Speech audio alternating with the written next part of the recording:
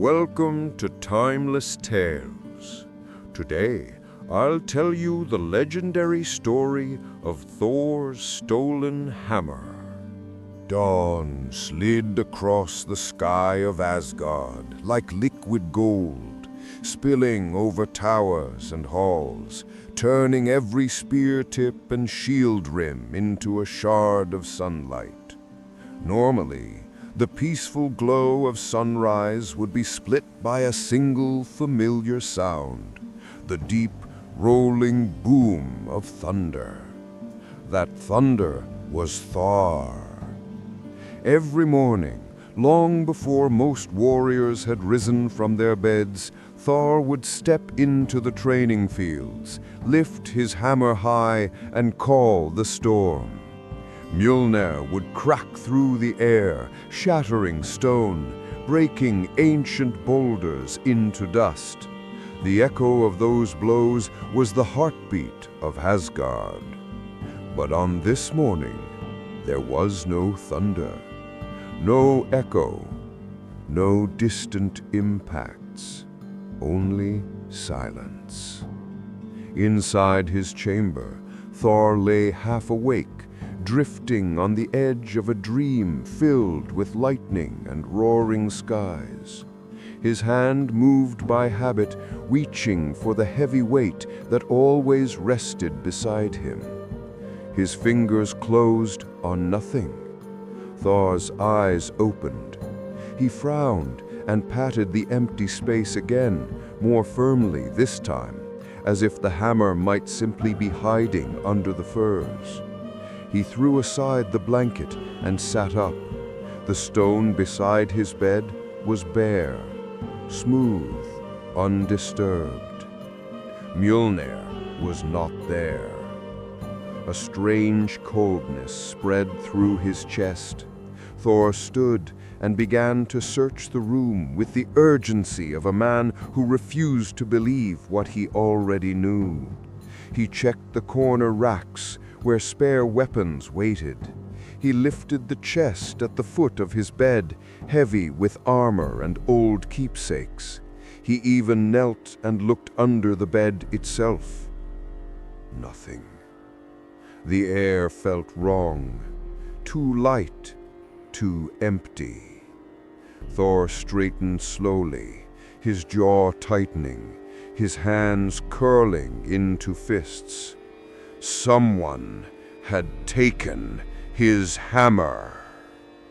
A low growl built in his throat and swelled into a roar that shook the ceiling. Who has dared touch Mjolnir?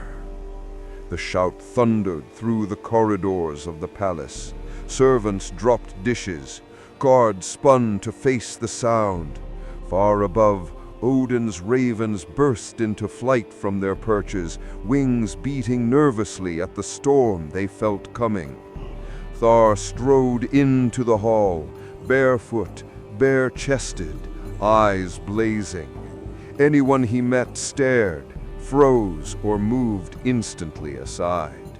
He tore open doors, barged into armories, storage rooms, audience chambers. He demanded answers from everyone, but they all had the same terrified reply. They had seen nothing. They had heard nothing. No one had touched the hammer. The more he searched, the more the truth solidified like ice in his chest. Mjolnir was truly gone, and Asgard had never felt so vulnerable. Thor stood in the great hall, breathing hard, his rage simmering just below the surface. The empty space where Mjolnir should have been felt like a wound. The gods had gathered, warriors, Valkyries, courtiers in gold and silk. No one dared speak. Then, in the space between two heartbeats, a voice slid into the silence. "Brother, you seem lightly armed today."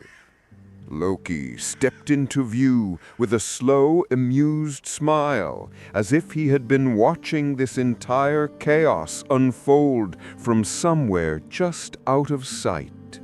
His green cloak swayed behind him, and his eyes glittered with mischief and something sharper, intelligence. Thor turned toward him like a storm turning toward a ship. "If this is your doing," Thor said, his voice low and dangerous, "I will break my bones, crush my head, throw me into a pit of snakes," Loki interrupted, waving a hand lazily.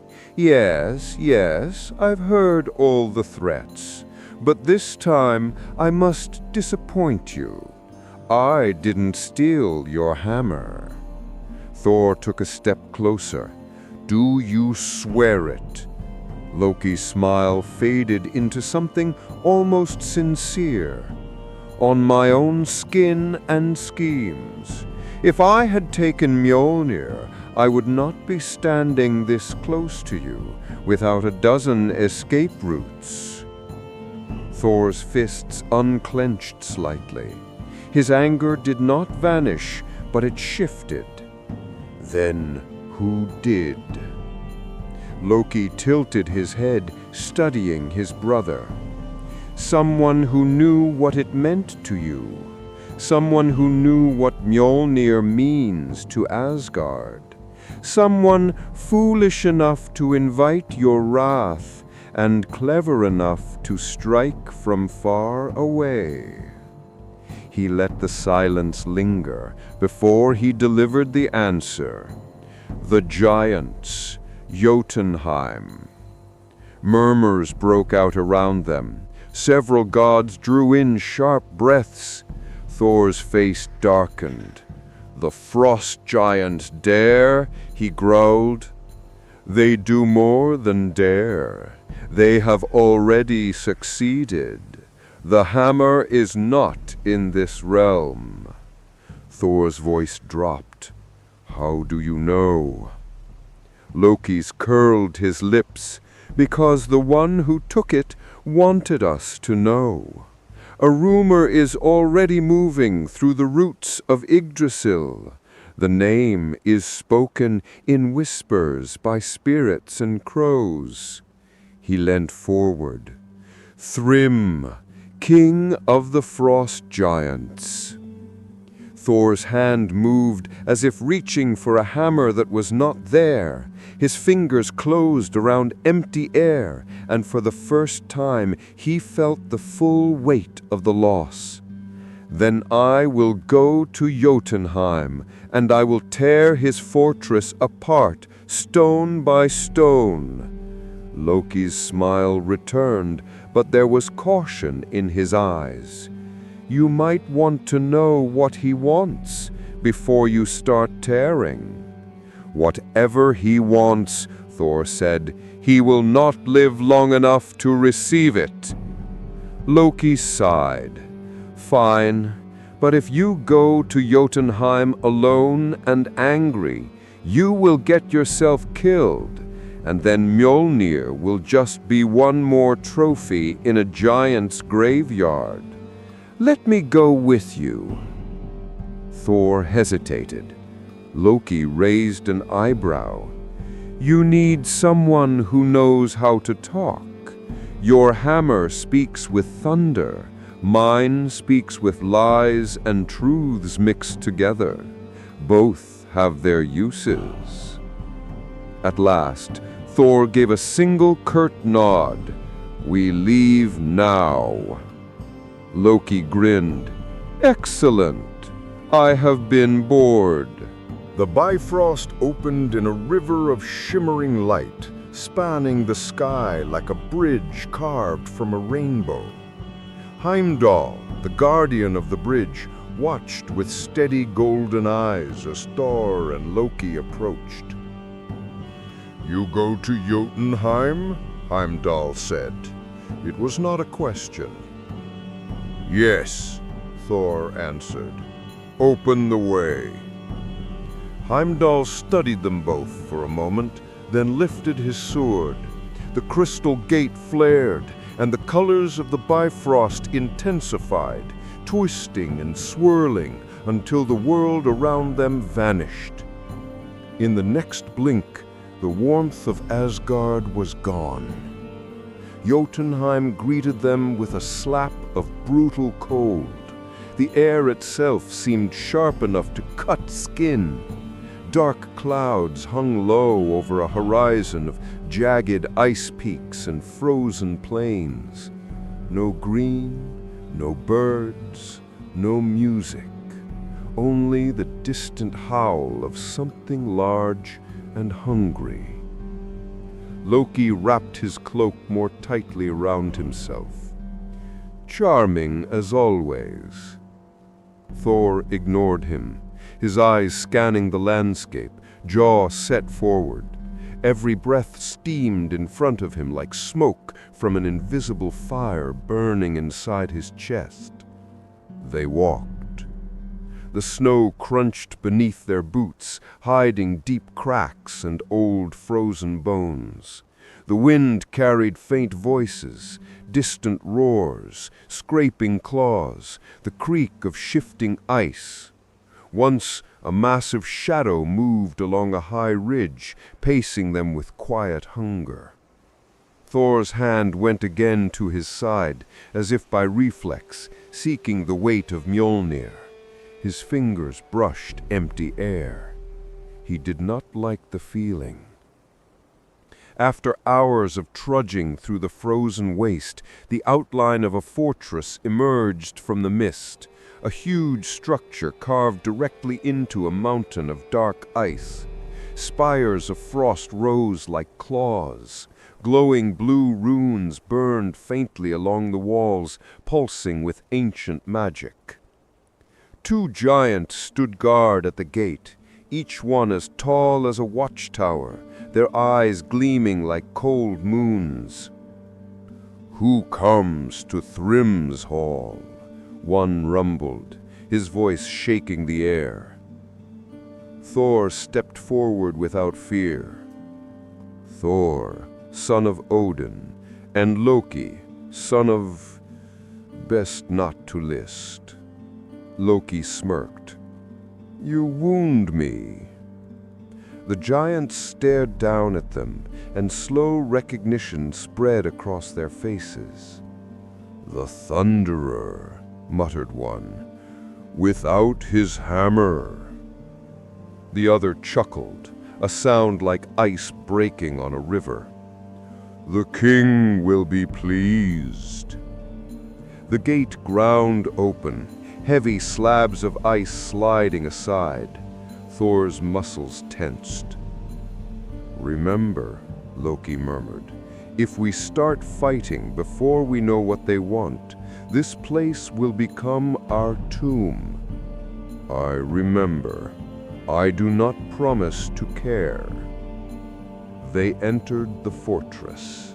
The hall of Thrym was enormous, lit by flickering blue flames trapped in crystal braziers. Icicles hung from the ceiling like knives. The walls were lined with weapons, axes taller than Thor, shields made from dragon bone, spears tipped with obsidian. At the far end of the hall sat Thrym, the Frost King, on a throne carved from a single block of black ice. His skin was pale blue, rough as stone, his eyes like burning snow. A crown of jagged ice ridges circled his head. When he saw Thor and Loki enter, he smiled slowly, revealing teeth like shattered glass. "The Thunder God comes to me," Thrym said, "and with empty hands." Thor stepped forward, unafraid.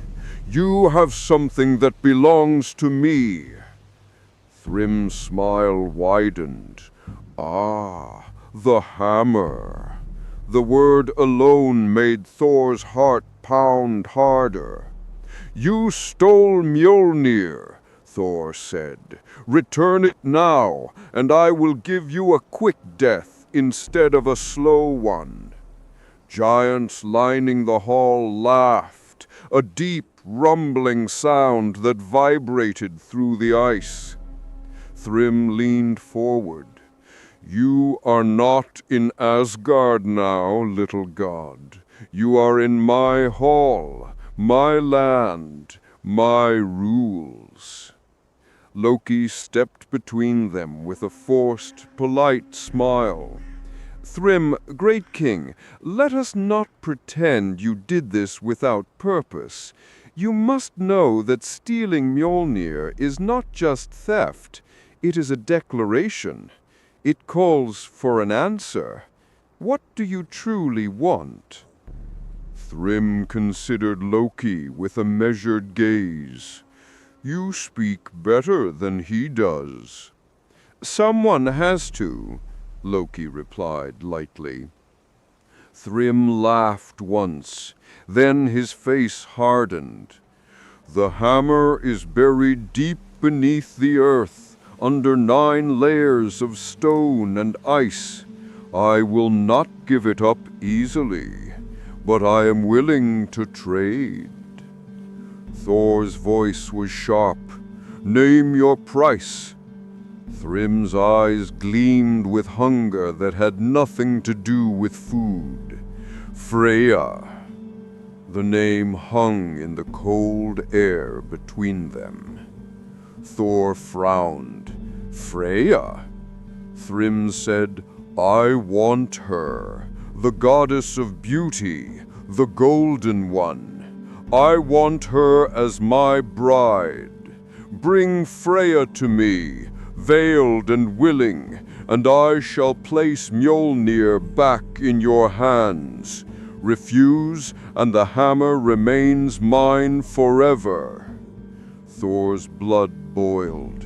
Images flashed in his mind. Freya, proud and fierce, chained to this ice throne beside a giant who saw her as nothing but a prize. It made his skin crawl. He pointed a finger at Thrym.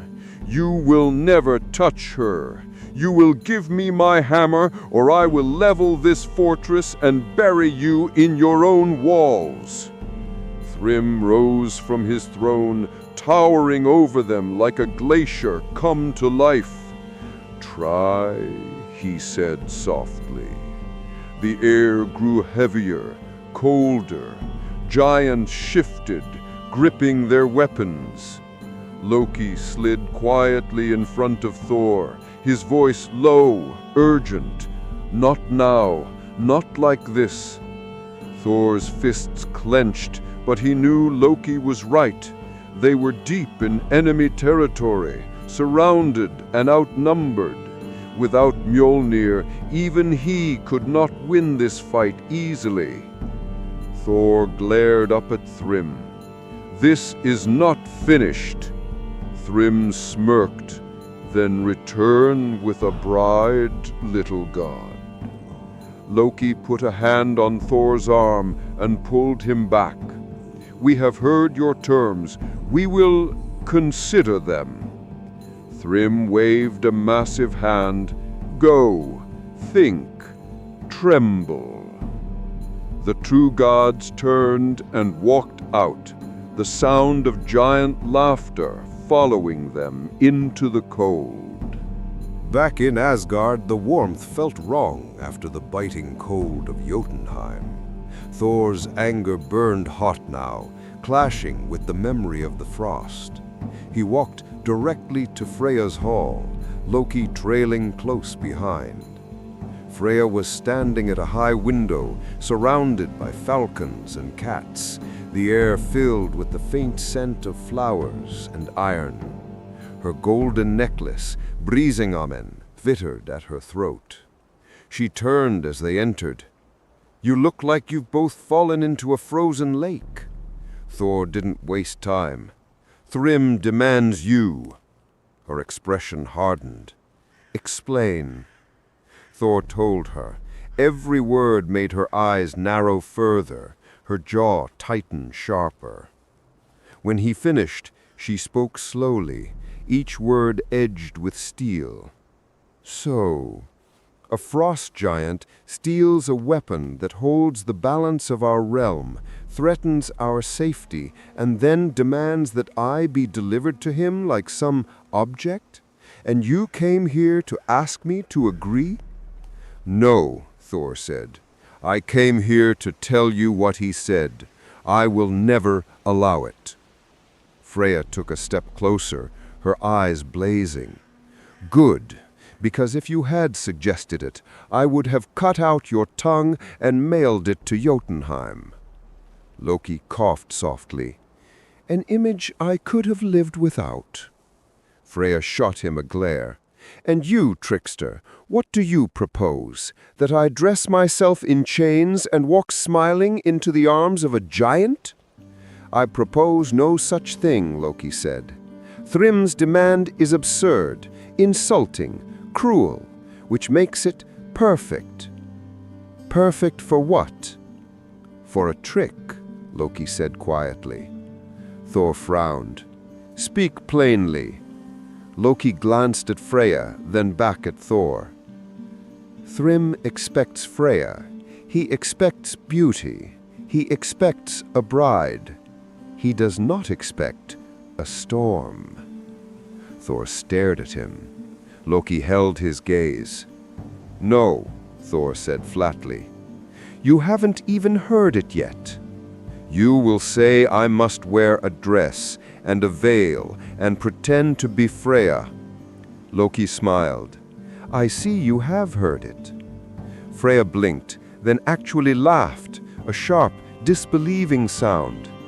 You want to dress Thor as me. He is twice my size. More to love, Loki muttered. Thor glared. This is madness. It is strategy, Loki insisted. Listen, we bring a veiled bride to Thrym's hall. We go through their customs. We let them feel safe, unsuspecting. Then, when they bring Mjolnir out for the wedding blessing and place it in your lap, you take it and you end them. The room fell silent. Freya's eyes flicked between the brothers. Thor's expression moved from outrage to consideration to deep, reluctant horror. I will not wear a dress, he said. You will wear whatever saves Asgard, Loki answered calmly. You think this is just about you and your pride? Without Mjolnir, the giants will march. The balance between realms will shatter. We do not have time to wage a conventional war. Freya studied Thor carefully. Your pride and your discomfort are nothing compared to the safety of the realms. Thor looked away, jaw clenched. He hated that she was right. He hated that Loki was right. He hated that somewhere in the frozen halls of Jotunheim, giants were laughing about the thunder god stripped of his power. Slowly, he exhaled. If I do this, if I endure this humiliation, and we succeed, this will never be spoken of again. Loki's eyes sparkled. Of course, absolutely. I would never joke about this in front of others. Loki, Thor warned. All right, perhaps only a little. Freya stepped closer, her anger tempered now by something else. Respect, maybe, or a spark of amusement. If you are to wear my place, then you will wear it properly. She clapped her hands. Bring the bridal gown. Freya's attendants brought out chests of cloth and jewels. They draped Thor in layer after layer of shimmering fabric, heavy skirts embroidered with gold thread, silken underrobes, a cloak of white feathers. They placed breathing Ammon, the brightest of her necklaces, at his throat.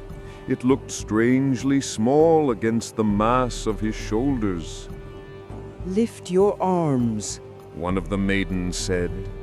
Thor lifted them with the expression of a man who had accepted his doom. They wrapped bracelets around his wrists, rings around his fingers. They painted a faint red on his cheeks, though it barely showed through his battle-scarred skin.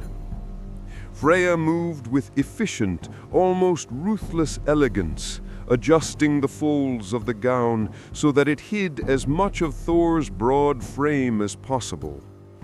"This is ridiculous," Thor muttered. "Quiet! You're ruining the moment." Loki stood by the door, leaning on the frame, watching with open delight. "You know, brother, I have seen you in armor, in furs, in blood and lightning, but this may be my favorite version of you." Thor glared at him over a curtain of fabric. "Enjoy it while you can. When this is over, I will chase you across every realm." Freya brought forth the final piece, a long, heavy veil that would cover Thor's face completely, falling down to his chest. "This will hide your eyes. Do not speak unless you must. Let Loki lie for you. That is what he does best." Loki tilted his head modestly, flattered. Freya hesitated, then rested a hand on Thor's arm. "You are a fool sometimes," she said, "but this is not foolish. This is courage." Thor gave a small nod. "I do this for Mjolnir, for Asgard, for all of us. For me as well, because if I had to marry Thrym, I would burn Jotunheim to the ground, with or without you." Loki laughed. "Remind me never to steal from you." "You already have," Freya said. They finished the disguise. Thor stood there, a towering figure wrapped in shimmering white and gold, his features completely hidden behind the veil. Only his sheer size betrayed him. Loki changed his own appearance, donning a simple gown and shawl, taking on the role of a servant girl or handmaiden. He gave Thor a small, mocking curtsy. "My lady." Thor sighed. "Let us end this farce quickly." "Gladly, before I laugh myself to death." The Bifrost delivered them once more into the frozen air of Jotunheim. This time, however, they did not come as open enemies. They came as guests, as victims, as bait. Thrym's fortress loomed ahead, lit from within by flickering blue light and the orange glow of torches. Drums pounded somewhere deep inside, steady and heavy. The gates opened before them, and a murmuring excitement filled the air as giants gathered to witness the arrival of their godly bride. "Remember," Loki whispered as they walked, "you are silent, you are shy, you are furious, but that part is easy." Thor said nothing. Inside the great hall, everything had been transformed. Massive tables of ice were piled with roasted beasts, barrels of mead, and strange frozen fruits that glowed faintly in the blue firelight. Giants lined the walls and crowded the benches, their booming voices filling the hall with rough laughter. At the far end, Thrym sat on his throne, wrapped in furs, his icy crown gleaming. When he saw Thor, veiled, towering, adorned in gold, he rose to his feet, his eyes gleaming with greed and arrogance. "My bride," Thrym whispered, "Freya of Asgard." Thor forced himself not to tear off the veil and break the giant's head then and there. Loki stepped forward, adopting a demure posture. "Great Thrym, my lady has come as promised." Giants around them jeered and cheered, slamming their fists on tables, calling out crude compliments and jokes. Thor's hand tightened under the layers of cloth. "Bring food," Thrym cried. "Let my bride feast and see the wealth of Jotunheim." They led Thor to the place of honor at the main table. Loki sat beside him, maintaining the illusion. Servants hurried out with platter after platter of food: roasted oxen, whole boars, mountains of bread, fish pulled from frozen lakes, and enough mead to drown an army. Thor had not eaten properly all day. His stomach growled. He tried to remember that he was supposed to be dainty, delicate, controlled. He lasted approximately 10 seconds. Then he began to eat. He tore into an entire ox, stripping it to the bone faster than any giant at the table. He devoured whole loaves of bread, swallowed slabs of meat, and drained an entire barrel of mead in what felt like a single pull. The hall began to go quiet, one giant at a time, as they turned to stare. Thrym blinked. My bride," he said slowly, "has quite the appetite." Loki coughed delicately.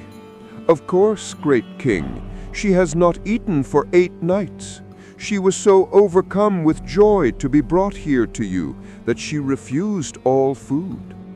Thor nearly choked on a piece of meat.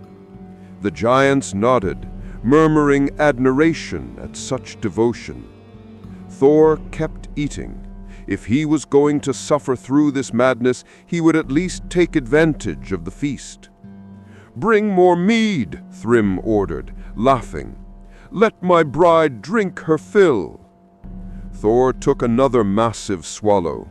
His mind was on something else now. Not the food, not the mockery, but the moment that was coming. The crucial moment. The moment when Mjölnir would be brought forth. After what felt like an eternity of eating, drinking, and enduring the stares and whispers of giants, the drums changed. Their rhythm slowed, deepened. A hush fell across the hall as Thrym stood. "It is time," he said. "Time for the gift that will bless this union." Thor's heart pounded in his chest. He felt the world narrow, his focus collapsing down to one single expectation. "Bring forth the hammer of the thunder god," Thrym commanded. The doors at the far end of the hall opened. 2 enormous giants entered, struggling under the weight of something wrapped in heavy furs and chains of iron. Even bound and covered, it pulsed with the familiar presence, Mjolnir. Thor's breath caught. He could feel it. The hammer called to him, an old unbroken connection stretching through the air. Under the veil, his eyes burned. Loki leaned close and whispered, "Stay calm, not yet." The giants carried the bundled hammer to the center of the hall, then turned toward the bride, toward Thor. Thrym smiled, his eyes bright with savage pride. "As our custom demands, we place the symbol of power upon the lap of the bride, to bind our fates and bless our union." He gestured. "Lay the hammer upon her knees." Every muscle in Thor's body screamed to move, to grab, to fight. He forced them all to remain still until the very last moment. The weight of Mjolnir settled into his lap with the sound of metal against stone and bone. In that instant, everything changed. The chains around it rattled faintly, then burst apart like threads touched by lightning. The furs smoked and then burned away in a flash of heat. Mjolnir's full shape appeared, short-handled, runes glowing, head heavy with impossible power. The hammer knew its master. The hall went utterly silent. Mjolnir leaped into Thor's hand as if it had been waiting all along. Thor tore the veil from his face. The giants gasped. Thrym's eyes went wide with horror. "You?" he roared. "Yes," Thor said, his voice a thunderclap. He stood, the bridal gown tearing at the seams as his muscles tensed. Lightning crawled over his arms, flickering through the delicate fabrics that had cloaked him. "I am Thor Odinson, and this is my hammer." Mjolnir flared, glowing with blinding light. The storm had returned. For one heartbeat, the hall was frozen. Giants staring, Loki grinning, Thor blazing like a living storm. Then everything exploded into motion. Thrym lunged forward with a roar, reaching for a massive axe beside his throne. Giants overturned tables, grabbing weapons, shouting war cries. The ground shook under the stampede of their feet. Thor raised Mjolnir. The first strike was sound. He slammed the hammer into the ice floor, and a blast of thunder erupted from the point of impact, hurling nearby giants off their feet. The blue flames in the braziers flared white, then shattered. Loki dove behind an overturned table as a frost spear flew past his head. "Well," he muttered, "this was always how it was going to end." Thrym charged, axe raised high. "You dare mock me in my own hall?" Thor moved to meet him, bridal gown ripping further with every step, gold bracelets glinting absurdly on his wrists. Mjolnir met the giant's axe in mid-swing. The impact rang like a bell struck at the heart of the world. Cracks spread through the axe blade, through Thrym's arms, through the floor beneath them. Thor twisted, using his momentum, and smashed the hammer into Thrym's chest. The Frost King flew backward, crashing into his throne. The ice shattered under the force, sending shards flying. Giants swarmed toward Thor. He welcomed them. He spun, Mjolnir singing through the air. Each blow sent a giant flying. Each swing called lightning from the skies beyond the ceiling, bolts punching through stone and ice to strike armor and flesh. The smell of burning frost filled the hall. Some giants tried to flee. Thor threw Mjolnir, and the hammer streaked through the air like a comet, crushing 3 of them in one pass before curving back into his hand. Loki, for his part, contributed in less dramatic but no less effective ways. He tripped giants, redirected attacks into each other, and whispered spells that froze their feet to the floor or bound their hands with illusions made suddenly solid. "You owe me for this dress," Loki shouted, dodging a falling beam of ice. "I will buy you 10 dresses if we survive," Thor answered, smashing another giant aside. Thrym dragged himself out of the ruins of his throne, chest heaving, ice cracking across his skin. He raised a hand, shouting in the language of old frost, calling on the ancient powers of his realm. The walls groaned. Ice spears burst from the floor, aiming for Thor's heart. Mjolnir spun in his grip, smashing them aside, each one shattered by a burst of lightning. Thor leapt, closing the distance between them in a surge of raw strength. "This is for Mjolnir," Thor said, and struck. The hammer hit Thrym's crown, and the ice shattered like glass under a blacksmith's hammer. The Frost King's body collapsed in a shower of breaking stone and ice, his power snuffed out in a single blazing instant. The remaining giants hesitated. Some still raised their weapons, others stared in horror at the broken body of their king. Thor pointed Mjolnir at them, his eyes burning. "Leave," he said.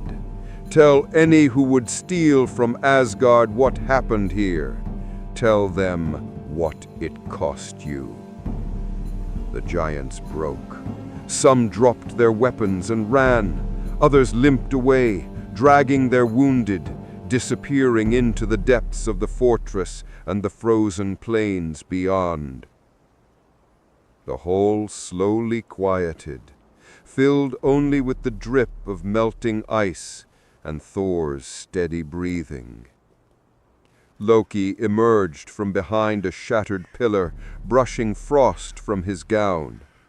"Well," he said, "that was almost graceful, apart from the part where you nearly brought the ceiling down on us."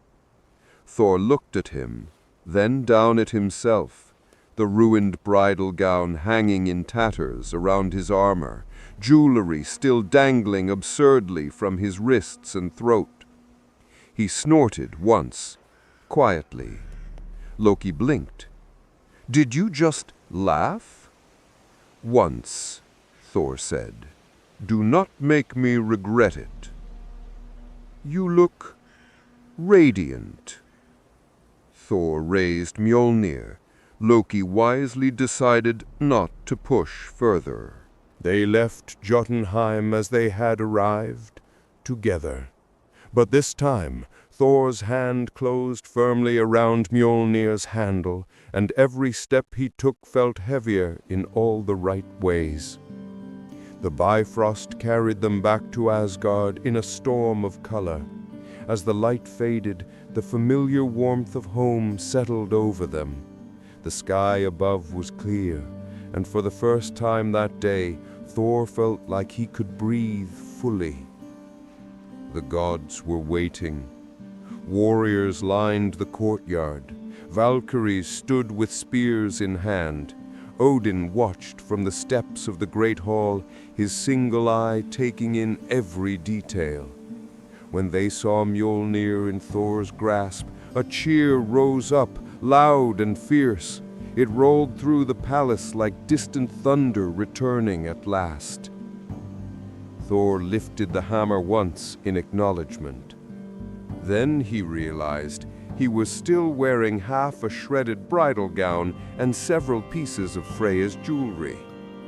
The cheering faltered slightly. Sif raised her hand to her mouth, clearly trying not to laugh. Freya crossed her arms, giving Thor a look that mixed deep satisfaction, wicked humor, and a touch of gratitude. "You stretched the sleeves," she said. "I will replace them." "You will," she agreed. Loki stepped forward and gave an exaggerated bow. "We have returned from Thrym's hall. The king is dead.